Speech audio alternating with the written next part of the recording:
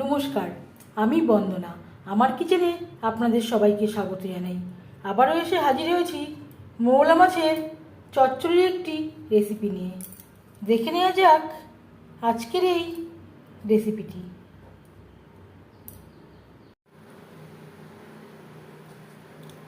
মৌলা মাছের চচ্চড়ি তৈরি করতে এখানে আমি নিয়েছি 400 গ্রাম মৌলা মাছ।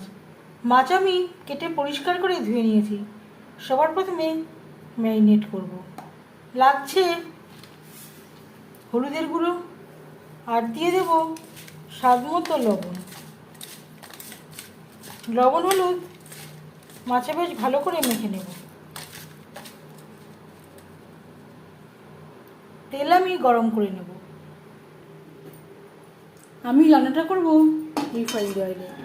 আপনারা চাইলে যে কোনো কুকিং অয়েলে করতে পারেন। 4 চামচ রিফাইন্ড অয়েল গরম করে নিয়েছি।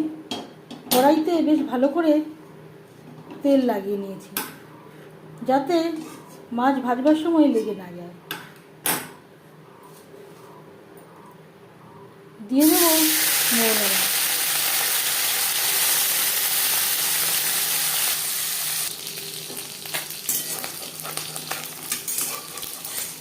এইভাবে একটু ছাড়িয়ে দিতে হবে প্রথম ব্যাচে মাছ ভাজার সময়। একটা সাইড ভাজা হয়ে গেলে অপর সাইডটা উল্টে দেবো।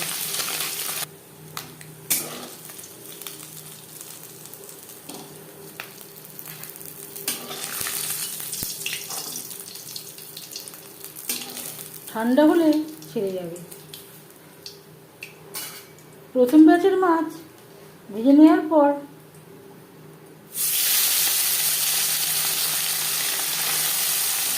পরের মাছও একইভাবে ভেজে নেব।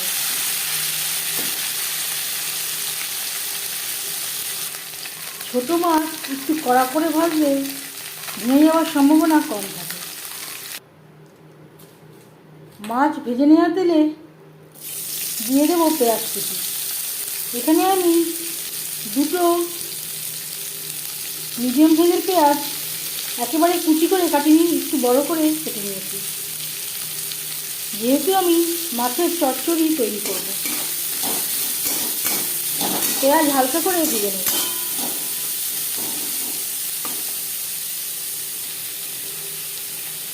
আর লাগছে হলুদের গুঁড়ো, স্বাদ মতো লবণ।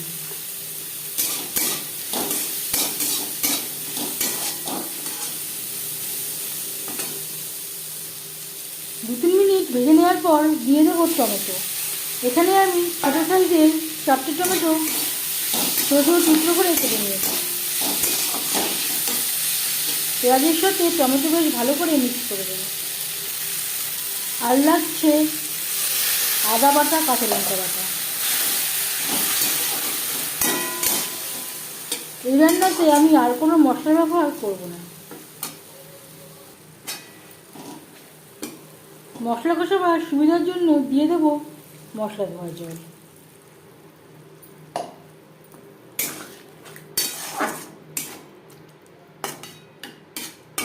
লো টু মিডিয়াম ফ্লেমে 4-5 মিনিট কষিয়ে নেব।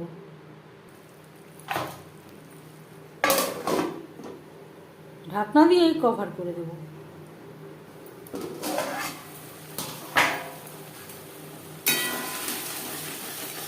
5-6 মিনিট মশলার সাথে পেঁয়াজ টমেটো কষিয়ে নেওয়ার পর দিয়ে দেবো জল।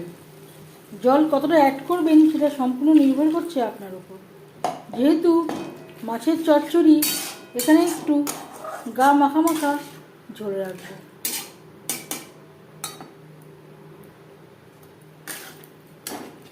গ্রেভি ফুটে ওঠা পর্যন্ত অপেক্ষা করব।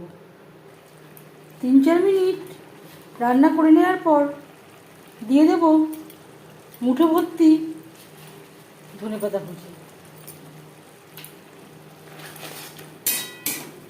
বেশ ভালো করে গ্রেভির সাথে মিক্স করে দেব। দিয়ে দেব মাছ।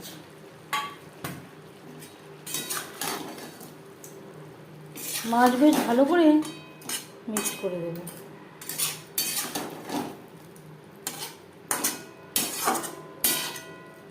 3-4 মিনিট রান্না করব। আপনারা চাইলে ধনেপাতা পরেও অ্যাড করতে পারেন, যেহেতু ছোট মাছ নাড়াচাড়া করতে গেলে ভেঙে যাওয়ার সম্ভাবনা থাকতে পারে। 3-4 মিনিট রান্না করে নেওয়ার পর গ্যাসের ফ্লেমটা বন্ধ করে দেব। 5 মিনিট ঢেকে স্ট্যান্ডিং টাইমে রাখবো। আমি আর গরম মশলা ব্যবহার করলাম না। আপনারা চাইলে ধনেপাতার সাথে সামান্য পরিমাণে গরম মশলা পাউডারও অ্যাড করতে পারেন। মৌলা মাছের চচ্চড়ি রেডি। এই চচ্চড়ি রেসিপিটি কেমন লাগলো অবশ্যই জানাবেন কমেন্টের মাধ্যমে। যদি এই রেসিপিটি ভালো লেগে থাকে লাইক করবেন, শেয়ার করবেন, সাবস্ক্রাইব করবেন আমার চ্যানেলটিকে। আপনারা সবাই অনেক অনেক ভালো থাকবেন। এই ভিডিওটি দেখার জন্য ধন্যবাদ।